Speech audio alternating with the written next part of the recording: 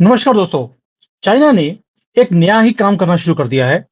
उसने एक पीसफुल जिहाद शुरू कर दिया है, यानी कि बोलता है कि मैं पीस चाहता हूं पूरे दुनिया में। लेकिन उन्होंने जिहाद शुरू कर दिया, पीस जिहाद। अब आप बोलेंगे यार, जिहाद और पीसफुल जिहाद ये कैसे हो सकता है? ये पूरा समझाऊंगा आपको। और हमारे इंडियन मीडिया ने इस चीज को बिल्कुल भी कवर नहीं किया है, और ये हमारे पूरे एरिया को कैसे खतरे में डाल सकता है और कैसे ग्लोबल जो स्टेबिलिटी है उसे हिला सकता है, इसके ऊपर पूरी चर्चा करेंगे डिटेल में। अब हुआ क्या है? हुआ यह है कि पहले तो मैं आपको हिस्ट्री बताता हूं। जो इनका माओ था, माओ जेडोंग, उन जो फाउंडिंग फादर है मॉडर्न चाइना का, उन्होंने एक बार स्टेटमेंट दिया था। उन्होंने बोला था, politics is war without blood. यानी कि जो पॉलिटिक्स है वो बिना खून खराबा किए एक युद्ध है। वो जबकि जो युद्ध होता है वो पॉलिटिक्स होती है खून बहाने का। वॉर जो है वो पॉलिटिक्स है खून का, और जो ये है पॉलिटिक्स है, it is also war but without blood shed. अगर ये जो वॉर है, अगर ये पॉलिटिक्स है, तो एंड जो करने का है, जो वॉर को एंड करने के एफर्ट्स होते हैं, वो भी एक्सटेंशन ऑफ पॉलिटिक्स है। और चाइना ने यही काम करना शुरू कर दिया। उसने मेरिट वो बोलता है कि मैं बीच में बैठकर युद्ध को रोकवाने की कोशिश कर रहा हूं। पैलेस्टीन वालों को बुलाया उसने। इसीलिए ये सबसे ज्यादा खतरनाक एक मूव है, जिसको मैं बोलता हूं पीसफुल जिहाद। हुआ क्या है? अभी चाइना के अंदर एक भूख है। भूख ये है कि जहां पर भी युद्ध हो रहे हैं वहां पर मैं ये दिखाऊं कि मैं किसी भी चीज को हल कर सकता हूं। इसी चक्कर में उन्होंने पैलेस्टीन के 14 डिफरेंट डिफरेंट किस्में हैं जो आपस में ही लड़ रही थी। 14 के 14 को उन्होंने बुलाया बेजिंग में, और वहां पर 3 दिन लगातार मीटिंग हुई है जुलाई के एंड में। और जो फाइनल डे था उसके अंदर उन्होंने सबने साइन किया है, जितने भी पैलेस्टीन के डिफरेंट डिफरेंट ये किस्में हैं, क्योंकि इनके तो 72 किस्में हैं मुसलमानों की।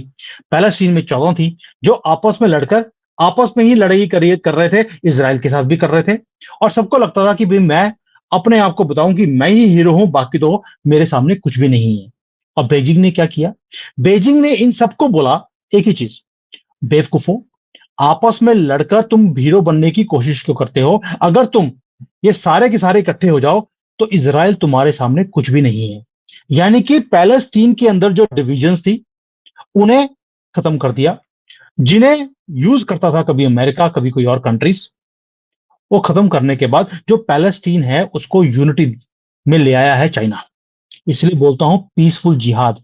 यानी कि वहां पर ये तो दिखा रहे हैं कि मैं वहां पर मेडिएट कर कर मैं चीजों को ठीक करने की कोशिश कर रहा हूं, लेकिन वहां पर एक नया ही पावरफुल जिहाद चाइना ने करना शुरू कर दिया। अब आपको याद होगा, मार्च 2023 में भी पूरी दुनिया हैरान थी। चुपके से 2 साल से मीटिंग चल रही थी ईरान और सऊदी अरेबिया को इकट्ठे करने की, और आखिरी मोमेंट पर अनाउंस किया गया कि 2 साल की मेहनत के बाद ईरान और सऊदी अरेबिया को हमने मिला दिया है। इराक और ओमान के बीच में भी स्यापा पड़ा हुआ था। चाइना ने वहां पर भी 2 साल काम किया, ग्राउंड वर्क किया, और दोनों को रिकॉन्साइल कर दिया है। आप सोच के देखिए, ये वो कंट्रीज हैं जो आपस में हजार सालों से दुश्मन थी एक दूसरे की, इकट्ठे कर दिया। और वहां पर आपको क्या लगता है, इराक और ओमान इकट्ठे हो जाएंगे, ईरान और सऊदी अरेबिया इकट्ठे हो जाएंगे, पैलेस्टीन के सारे कॉकरोच इकट्ठे हो जाएंगे? ये दुनिया में पीसफुल काम करने वाले हैं या तांडव डांस करने वाले हैं? जैसे ही ईरान और सऊदी अरेबिया इकट्ठे हुए हैं, उन्होंने डॉलर में अपना तेल बेचने से मना कर दिया। इसको बोलते हैं पीसफुल जिहाद। यानी कि चाइना के जो भी एक्शंस हैं वो टेंशंस को डी एस्केलेट करने के लिए नहीं है, वर्ल्ड में पीसफुल एक कोई एग्जिस्टेंस हो उसके लिए नहीं है। यानी कि ये क्या चाहते हैं कि हर जगह पर रेजोल्यूशन ना हो, चीजें कॉम्प्लिकेटेड होती रहें। इसीलिए पीसफुल जिहाद का नाम दे रहा हूं मैं इसको। अब इसके रिस्क क्या है? चाइना तो बोलता है मैं तो पीसफुल डिप्लोमेसी कर रहा हूं, लेकिन ऐसा नहीं है। उसका मोटिव एक ही है, अमेरिका को काउंटर करना, अमेरिका को दिखाना कि ये तो एग्रेसर है, यहां जाता है वहां पे स्यापे डालता है। मैं इस सारी चीजों को ठीक कर रहा हूं, दुनिया की जो सारी पावर्स है वो मुझे सुने, क्योंकि मैं एक अच्छा कंट्री हूं जो वर्ल्ड में युद्ध को रोकने की बात करता हूं। इसलिए जो चाइना है वो हमेशा ही शॉर्ट टर्म रिजल्ट्स के ऊपर फोकस करता है कि आज मैं वाहवाही ले लूं, बाद में तो मैंने स्यापे डालना ही है इन लोगों को इकट्ठा करके। अमेरिका भी ये काम करता है, ऐसा नहीं है। लेकिन अमेरिका फिर भी एक डेमोक्रेटिक कंट्री है, ये कम्युनिस्ट है, ये किसी भी हद तक जा सकते हैं अपने फायदे के लिए। आपको क्या लगता है, जो इन्होंने पैलेस्टीन के सारे कॉकरोचों को इकट्ठा कर दिया, जितने भी फैक्शंस थे, जितनी भी डिविजन्स थी, उनको इकट्ठा करने से एक पॉइंट तो क्लियर कर दिया चाइना ने कि भाई हमास के लोगों को बुलाया है बीजिंग में, और सारे मिलिटेंट ग्रुप्स थे जो 17 के 17 सारे मिलिटेंट ग्रुप्स को बिठाकर उन्होंने एक चीज बता दी चाइना ने कि मैं इस एरिया में शांति नहीं होने दूंगा। वो चाहते हैं कि इसराइल के साथ ये लड़ाई लंबी चले, क्योंकि जितनी लंबी लड़ाई चलेगी उतना चाइना को फायदा है।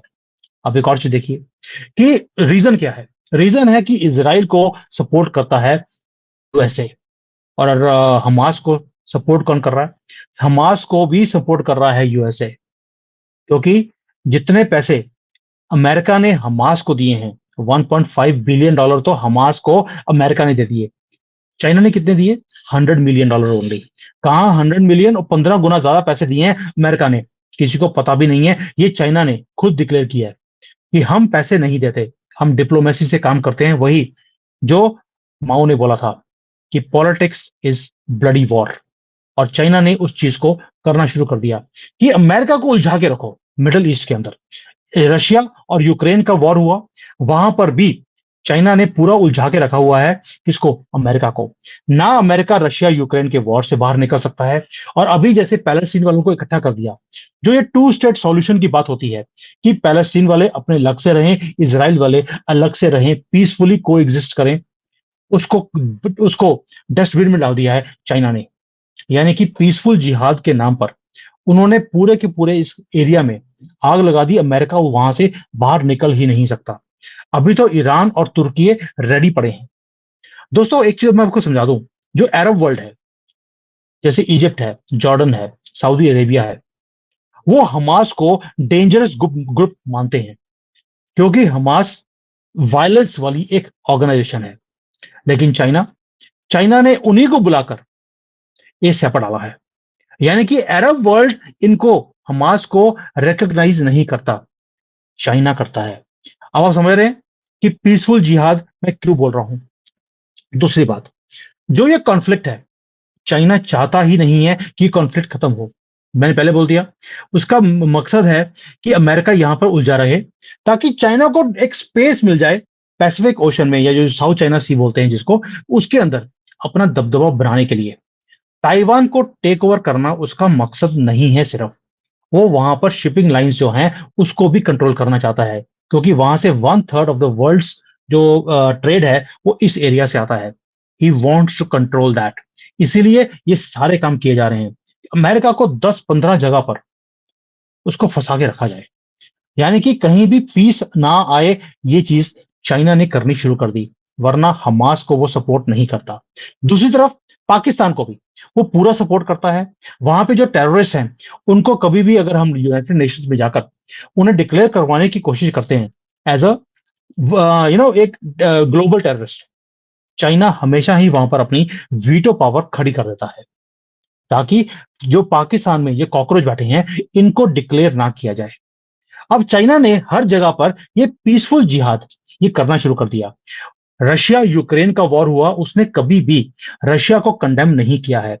यूक्रेन का जो फॉरेन मिनिस्टर है अभी अभी पिछले हफ्ते चाइना आकर गया है, वांग ही से मीटिंग करी है, और वहां पर एक ही बात बोला है बीजिंग ने, हम बड़ा ही कंस्ट्रक्टिव रोल करने वाले हैं इसके अंदर। और बीजिंग ने यूक्रेन को बोल दिया कि जो एरिया रशिया ने आपका कब्जा में लिया है वो आप छोड़ दीजिए, वो रशिया को दे दीजिए, मैं सीज फायर आज करवाने को रेडी हूं। और उसके बाद जेलेंस्की का एक मैसेज भी आया था कि हम ये एरियाज को रशिया को देने के लिए रेडी हैं, अगर वहां पर रेफरेंडम कराया जाए। जो एरियाज रशिया ने अपने कब्जे में ले लिए यूक्रेन के, वहां पर रेफरेंडम किया जाए। अगर लोकल लोग बोलते हैं कि भाई ये एरिया हम रशिया के साथ मिलने को तैयार हैं, तो मुझे कोई आपत्ति नहीं है। जिस दिन जेलेंस्की ने ये स्टेटमेंट दिया, मैंने डिटेल में वीडियो भी बनाया था, उसके अगले दिन रशिया के अंदर नेटो ने वहां पर अटैक किया, रशिया के बेस के ऊपर, एयर बेस के ऊपर, और नाम दे दिया कि यूक्रेन ने अटैक किया है। और भाई 2.5 साल से तो युद्ध चल रहा है।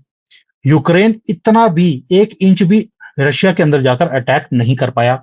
और जैसे ही जेलेंस्की ने बोला हम युद्ध को रोकना चाहते हैं, मुझे कोई दिक्कत नहीं है, अगर लोग मेरे कंट्री के मान जाएंगे कि यस, ये अगर रशिया लेके जाना चाहता है एरिया को, हमें कोई दिक्कत नहीं है। अटैक करवा दिया नेटो ने। यानी कि नेटो ये युद्ध रोकना नहीं चाहता। चाइना ने बोला है रशिया को मैं मनवा लूंगा, वो युद्ध आज ही रोक देगा। यूक्रेन भी चाहता है कि युद्ध रुक जाए, नेटो नहीं चाहता। यानी कि जो चीजें आज चाइना कर रहा है, अमेरिका तो कितने सालों से करता है, 100 सालों से उन्होंने हमेशा युद्ध को कंटिन्यू रखा, बंद होने नहीं दिया, अपने फायदे के लिए। अब चाइना ने वही चीज सीख ली है। अमेरिका ने हमेशा युद्ध किया अपनी फोर्सेस के थ्रू। चाइना बेवकूफ नहीं है, वो 1 रुपया भी खर्च नहीं करता, लेकिन युद्ध को कंटिन्यू रखता है। और युद्ध को कंटिन्यू रखने में चाइना को फायदा होता है। अमेरिका फायदा लेता है अपने आर्म्स एंड एम्युनिशन को बेचकर। और चाइना क्या करता है? चाइना एक, जिसको बोलते हैं मेडिएशन का, एक एक रोल अदा करने की एक ड्रामा करता है कि भाई देखिए, मैं जहां जाता हूं वहां पर मैं युद्ध को रोक देता हूं।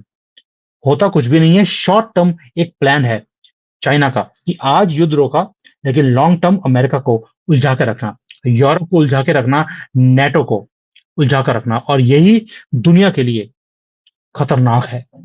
ये मैं कहां बैठ के बैठ रहा हूँ, चाइना में बैठकर ये सारी चीजें मेरे अंदर से निकलती हैं। या यहाँ पे जो थिंक टैंक्स हैं उनसे जब मेरी बात होती है तो ये सारी चीजें सामने आई हैं। ये पैलेस्टीन की मीटिंग यहाँ पर बीजिंग में हुई, 3 दिन मीटिंग हुई, सारे सेक्शंस को इन्होंने इकट्ठा कर दिया। क्या पूरे मीडिया में आपने कहीं सुना इसके बारे में? कहीं भी इसके बारे में जिक्र तक नहीं है। और ये इतनी बड़ी वर्ल्ड की न्यूज है, हमारे मीडिया को मतलब ही नहीं है। अगर इजराइल ने ऐसी कोई मीटिंग की होती तो भगड़े डाले होते, देखिए जी इजराइल ने कर दिया, ये तो मुसलमानों को और खत्म करने वाले हैं, all eyes on Hamas, all eyes on Gaza, ये करना शुरू कर देते हैं। और ये जो डिप्लोमेसी का काम चाइना कर रहा है, इसको कोई कवर ही नहीं करता इंडिया में। क्यों? क्योंकि हमें फर्क नहीं पड़ता, इसमें ना रस नहीं है, इसमें सेंसेशन नहीं है, इसलिए कवर नहीं करते। और ये इतना सिलेक्टिव और सेंसिटिव मैटर है जिसका हमारे फ्यूचर के ऊपर असर पड़ता है। बट हमारा मीडिया कभी भी कवर नहीं करेगा। हमारे किसी पॉलिटिशियन ने इसके ऊपर संज्ञान नहीं लिया, ना तो यूनाइटेड नेशंस में गए कि चाइना ये क्या करता जा रहा है।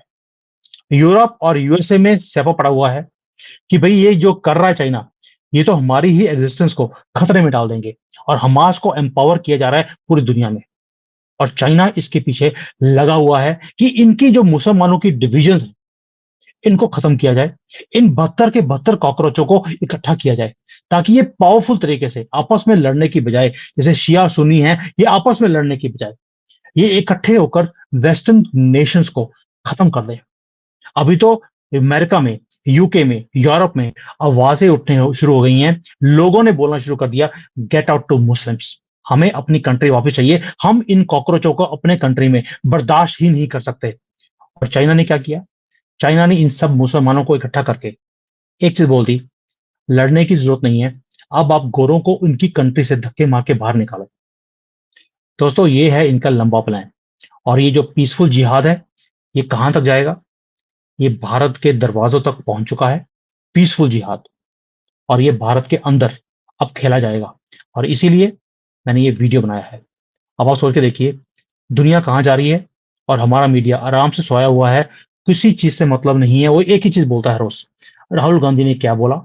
राहुल गांधी आज कहां कहां हगने गया, कहां मूतने गया, क्या बकवास करी, वो सिर्फ राहुल गांधी को कवर कर रहे हैं। मोदी जी की कवरेज जीरो है, योगी जी की कवरेज जीरो है, चाइना की तो बिल्कुल चुप्पी है। ये हमारी किस्मत अच्छी है कि मैं यहाँ बैठा हूँ और ये सारी चीजें निकाल कर आपके सामने रख रहा हूं, ताकि हमारी गवर्नमेंट की भी और आपकी भी आंखें खुली रहें। वरना जैसे 1000 साल से हम बेवकूफ बनते रहे, अभी भी आगे भी जाकर बेवकूफ ऐसे ही बनते रहेंगे, क्योंकि हमें आंखें खोलने की अपनी आदत ही नहीं है। Thank you. जय हिंद। वंदे मातरम।